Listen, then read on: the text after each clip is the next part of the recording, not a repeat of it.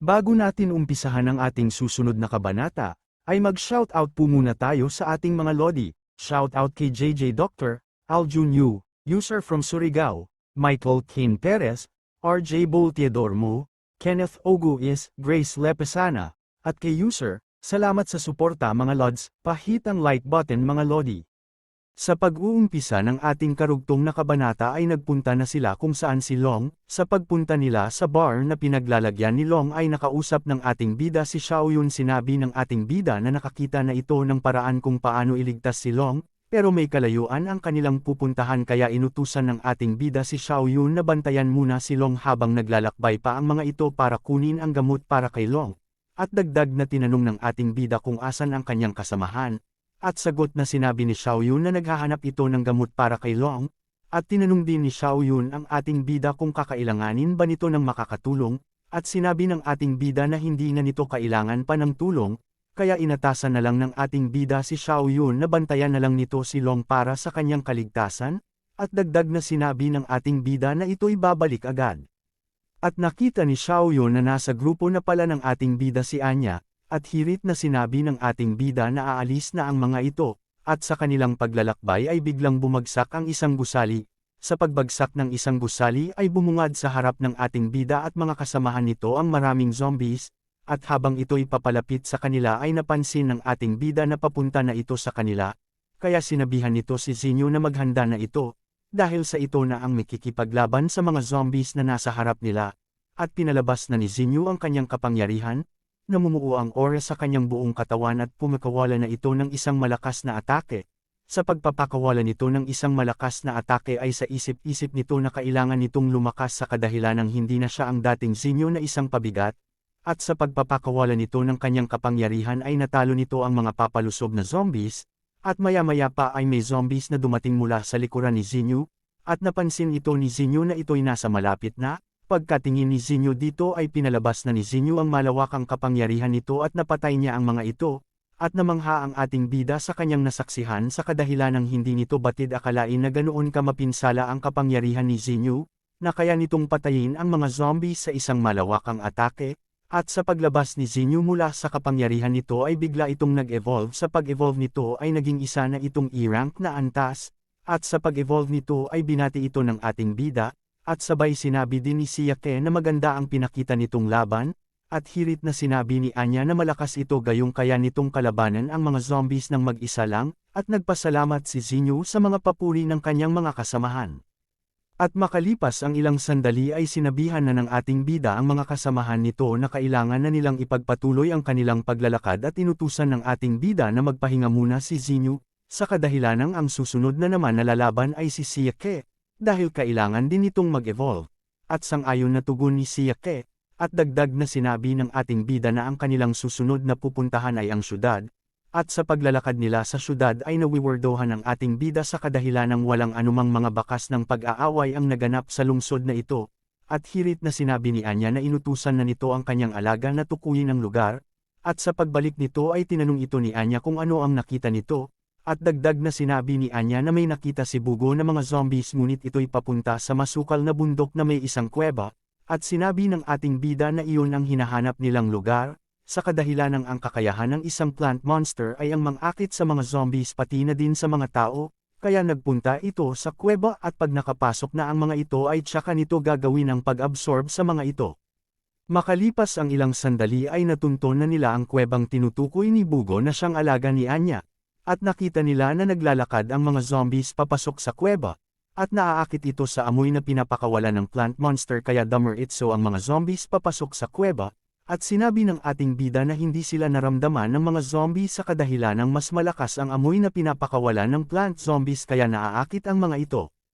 At dagdag na sinabi ng ating bida na kailangan nilang maghintay dito, gayong hindi pa alam ng ating bida kung ano ang sitwasyon sa loob kaya natatakot ito na baka may mangyaring masama sa mga kasamahan nito. Ngunit tumanggi si Siyake sa sinabi nito, sa kadahilanang gusto nitong pumasok, at ayaw nitong umasa na lang lagi sa ating bida gayong gusto nitong lumakas, at humingi ng patawad ang ating bida dahil sa hindi nito inaakala na ganoon ang iisipin nila kaya sumang-ayon na lang ito at sinabi ng ating bida na papasok na sila ng magkasama, at kailangan lang nila na patayin ang plant monster, at e-absorb nila ang life essence nito para palakasin palalo ang mga kasamahan nito, dahil sa ganoong paraan din lumakas sila Lifang noong na-absorb nila ang life essence, at tinanong ni Siake ang ating bida, kung maaari ba nila itong e-absorb ng magkasabay kung ito'y napatay na nila. At sagot na sinabi ng ating bida na hindi siya pwedeng sumama sa pag-absorb, at silang tatlo lang ang pwede. At dagdag na sinabi ng ating bida na nagsipasok na ang lahat ng mga zombies kaya maaari na din silang pumasok, at tinanong ulit ni Siake ang ating bida kung ayos lang ba ito, sa kadahilanang naiisip ng ating bida ang tungkol sa pag-aya ni Siake na sabay nilang e-absorb ang life essence dahil sa ang pag-absorb ng life essence ay kailangan nilang ilublob ang kanilang buong katawan para ma-absorb ito. At makalipas ang ilang sandali ay nakapasok na sila sa kuweba, sa pagpasok nila ay may napansin ang ating bida, at tinawag ni Zinyo ang ating bida sa kadahilanang nahuhuli na ito sa kanila at sinabi ni Zinyo na bilasan na nito, at sagot na sinabi ng ating bida na wag silang magmadali gayong kailangan nilang mag-ingat, at dagdag pa na sinabi ng ating bida na ang paligid ay masyadong tahimik at may nararamdaman itong kakaiba. At sa isip-isip ng ating bida habang ito'y papunta kina Zinyo ay napatanong ito kung bakit ang bilis nilang maglakad. Narinig ng ating bida ang boses ni Anya, na siya'y tinatawag nito, at sabay sinabi ni Anya na iwasan niya ito, at biglang nagtaka ang ating bida gayong nasa harap na nito ang plant monster at akmang kakagatan na siya nito, ngunit iniwasan ito ng ating bida at ginamit ang shadow break nito, at tinanong ito ni Anya kung anong nangyayari sa kanya gayong muntik na itong kainin ng halimaw na halaman. At sagot na sinabi ng ating bida na napasok siya sa isang ilusyon kaya nagpasalamat ito kay Anya sa kadahilanang dahil kay Anya kaya ito naligtas,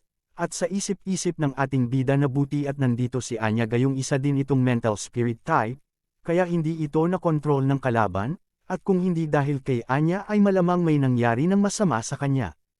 At maya-maya pa ay nagsalita ang plant monster at tumawa ito at sinabi nito na ngayon lang ito ulit nakakita ng mga buhay na tao, at hindi din ito inakala na makakaligtas ang ating bida sa ginawa nito. Ngunit wala pa rin iyong kwenta sa kadahilanang ang lahat ng naaakit dito ay magiging kanyang pagkain, at napatanong ang ating bida sa kanyang nakita kung ito ba ay isang carnivorous na halaman. At habang nakita ng ating bida sila Zinyo at Siake na nahuhulog na din sa ilusyon ng kalaban ay napag-isip-isip ng ating bida na kailangan niya agad itong tapusin at pinalabas na ng ating bida ang kanyang sandata. Sa paglabas ng sandata nito ay sumugod na agad ito at tumalon ang ating bida sa pagtalon nito ay nagsalita ang halimaw na halaman at napatanong ito kung balak ba ng ating bida na kalabanin ito ng isang tao lang, sa kadahilanang ito'y nagbibiro, at dagdag na sinabi ng halimaw na halaman na kung ganun ay uunahin niya itong papatayin, at napansin din ng halimaw na may mataas na enerhiya ang katawan ng ating bida ngunit ay mapapasa kanya din ito, at biglang pumikawala ng mga atake ang halimaw. Ngunit sa pagkakawala nito ng atake ay madali lang itong pinagpipiraso ng ating bida, at sumugod na ang ating bida sa pagsugod ng ating bida ay pumikawala ng kasunod na atake ang halimaw at bumuga ito ng nakakalason na likido, at sabay pinalabas ng ating bida ang kapangyarihang apoy nito at sinalubong niya ang atake nito at tumama ang apoy ng ating bida sa bunganga ng halimaw na halaman. Sa pagkakatama ng apoy ng ating bida ay nagsalita ang halimaw na halaman at sinabing wala pa ring kwenta ang ginawa nitong atake sa kadahilanang isa itong immortal, at pumikawala na naman ito ng isang atake, at napapalibutan ang ating bida sa mga galami nito, at sinabi ng halimaw na halaman na hindi na ito makakatakas pa, at ibinuka nito ang kanyang bunganga dahil balak nito na kainin ang ating bida at dagdag pa na sinabi ng halimaw na halaman na mapapasa kanya na din ang enerhiya ng ating bida. Ngunit sa pagbuka ng bunganga ng halimaw na halaman ay biglang pumasok ang ating bida sa bunganga nito, at nagulat sila Siake at Zinyo dahil sa ginawa ng ating bida, at nag-aalala ang mga ito, at nagsalita ang halimaw na halaman at sinabi nito na isusunod niya na sila Zinyo at mga kasama nito, dahil sa ang katawan ng mga tao ay higit na masarap kaysa sa zombies, at sa pagbabalak ng halimaw na isunod sila Zinyo ay hamarang si Bugo at Jinbao sa mga ito at pinalaki na din ni Jinbao ang kanyang katawan. At maya-maya pa ay biglang yumanig ang kalupaan, sa pagyanig ng kalupaan ay nabitak ang mga lupa, at napasigaw ang halimaw sa kadahilanang nagtataka ito gayong may kakayahan ang kanyang likido na tunawin ang bakal na kanyang nakakain ngunit buhay pa rin ang ating bida, at sagot na sinabi ng ating bida na walang kakayahan ang halimaw na halaman na i-absorb ang kanyang shadow break, kaya buhay pa rin ito. At sa paglabas ng ating bida ay sinabi nito na natalo na ito, gayong pinakita nito ang kanyang essence crystal, At nagtanong ito kung paano niya ito nahanap sa kanyang katawan, at dahan-dahan nang inabsorb ito ng ating bida. Sa pag-absorb ng ating bida sa essence crystal ay napasigaw ang halimaw na halaman at ito'y naglaho, at nagawa na ng ating bida na i-absorb ito, at nag-notify ang system at sinabi nito na nakatanggap ang ating bida na isang mababang antas ng strength essence, at may kakayahan itong palakasin ng 10% ang strength ng ating bida, at napalingon ang ating bida sa kadahilanang tinawag ito ni Xinyu, dahil sa ito'y nag-aalala, at sinabi ng ating bida na ayos lang ito, at sinabihan na nito ang kanyang mga kasamahan na hahanapin na nila ang life essence na tinutukoy ng ating bida, at maya-maya pa ay nakita na nila ang life essence na tinutukoy ng ating bida, at sinabi ng ating bida na kukuha siya ng kaunting ito para kay Long at para mapagaling niya ito, at ang matitira ay pwede nilang tatlo e-absorb ito, at nagtaka si Siake dahil hindi nito alam kung paano niya ito e-absorb, at sinabi ng ating bida na kailangan lang nila pumasok sa loob nito, at nakakuha na ang ating bida ng life essence para kay Long at nalutas na din nila ang problema nito, at dagdag pa na sinabi ng ating bida na ang organisasyon ng Skynet at organisasyon ng Disaster ay mga misteryosong organisasyon at batid ng ating bida na malalakas ang mga ito, at wala siyang alam tungkol dito at batid ng ating bida na kilala siya ng mga organisasyon na ito kaya ang kailangan lang gawin ng ating bida ay magpalakas palalo.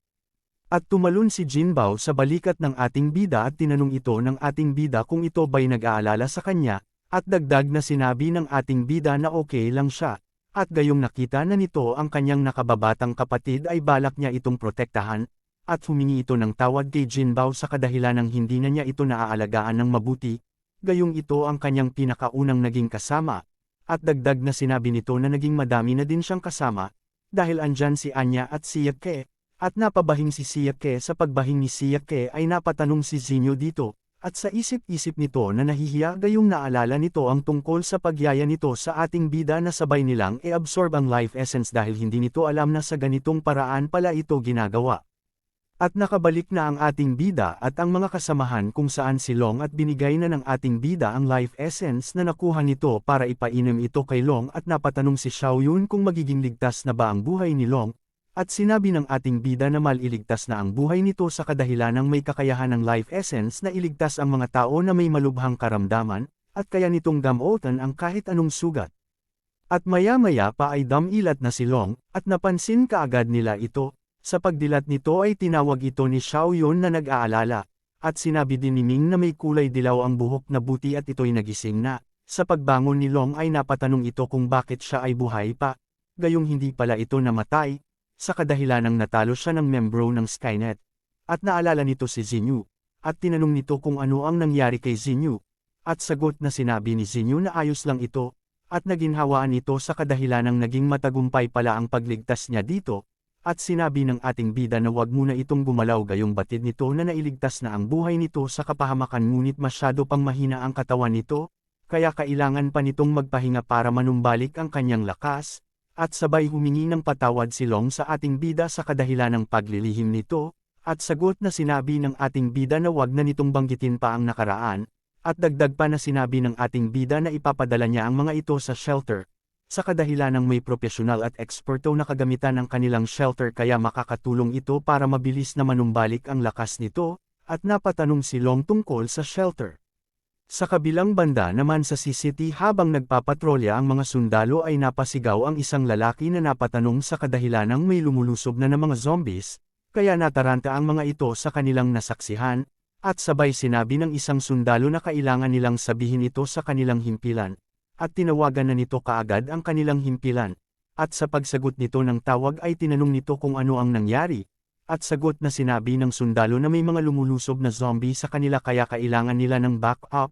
Ngunit sa pag-uusap nila ay biglang naputol ang linya, napatanong ito kung ano ang nangyayari at saan ang lokasyon nito, at may sundalo na sumigaw at humihingi ng tulong, at naputol na ang linya. Sa pagkaputol ng linya ay nagulat ito at tinawag kaagad nito ang kanilang commander at sinabi nito na may mga zombies na paparating sa kanilang syudad, at nabigla ang commander sa kanyang narinig, na may mga grupo ng zombies na paparating sa kanilang himpilan gayong walang kakayahan ang kanilang himpilan na pigilan ang mga zombies. Kaya inutusan nito ang kanyang mga alagad na tumawag ng tulong sa malapit na base na pwedeng tumulong sa mga ito, at sa kabilang banda naman kung saan ang kanilang shelter ito ay nagpatawag ng emergency meeting. At sa kanilang pagpupulong ay sinabi ni Commander Lu na nagpatawag ng backup ang Bright Base na nasa C-City, sa kadahilanang may maraming zombies na lumulusob sa kanilang himpilan at mawawasak ang kanilang himpilan pag walang tutulong sa kanila, kaya tinanong niya ang mga kasamahan ni Commander Lu kung ano ang dapat nilang gawin, at sagot na sinabi ng isang babae na wala silang kakayahan na magdala ng mga tauhan sa kadahilanang ang kanilang mga tauhan ay sapat lang para protektahan ang kanilang shelter. Kaya sinabi nito na hindi nila magagawang tumulong sa mga ito, at malayo sila sa C-City kaya walang problema kung ito'y mawawasak dahil sa hindi sila maaapektuhan nito.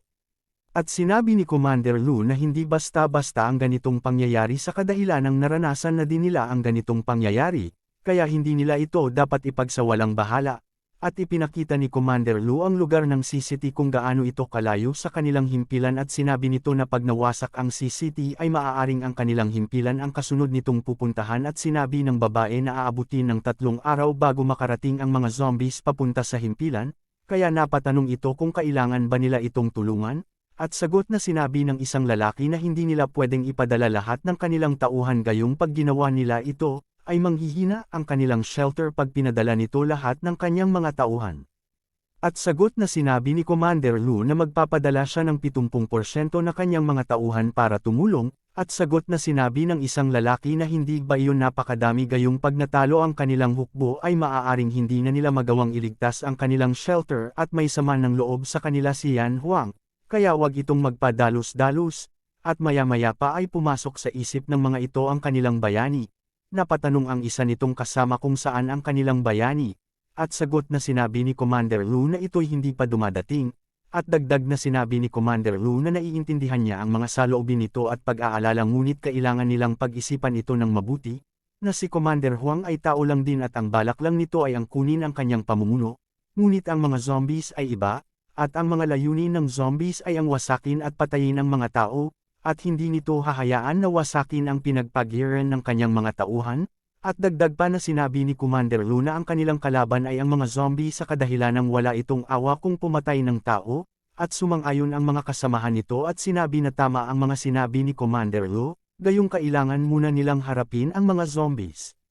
At habang nasa labas si Leader Zayokao kung saan nagpupulong sila Commander Lu ay may napansin ito, nanlaki ang mga mata nito sa kanyang nakita. At pumasok ito at sinabi nito kay Commander Lu na may problema sila, at nagtanong si Commander Lu kung ano iyon, at dagdag na sinabi ni Leader Xiao Cao na ang kanilang Diyos ng digmaan ay dumating na, at sabay pumasok na ang ating bida. Sa pagpasok ng ating bida ay nagagalak ang mga kasamahan ni Commander Lu sa kadahilanang nakabalik na ito at sakto lang ang pagbalik nito, at sinabi ni Commander Lu na buti at ito'y nakabalik na, at kailangan nilang mag-usap. Kaya sinabihan ni Commander Lu ang ating bida na kailangan nilang pumunta sa kanyang opisina, at sa kanilang pag-uusap ay sinabi ni Commander Lu ang tungkol sa kanilang problema, at tinanong ni Commander Lu kung ano ang gagawin nito sa kanilang sitwasyon at sagot na sinabi ng ating bida na wag na itong mag-alala sa kadahilanang siya na ang bahala dito, dahil sa tinatrote niya ang shelter na ito bilang kanyang tahanan, kaya kung may problema ay hindi ito mag-aalinlangan na tumulong.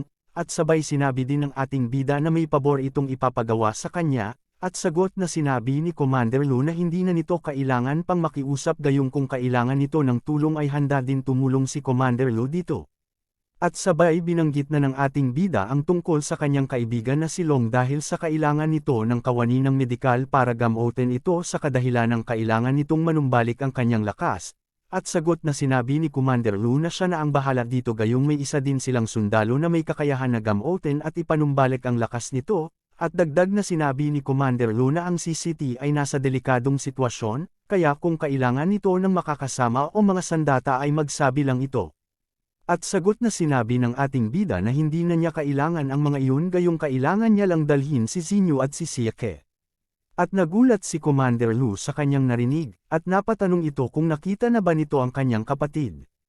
At tumayo na ang ating bida at sinabi nito na tsaka na nila ito pag-uusapan pagkabalik nito, at nagpaalam na ang ating bida at sinabi ni Commander Lu na mag-iingat ito at sana maging ligtas ito.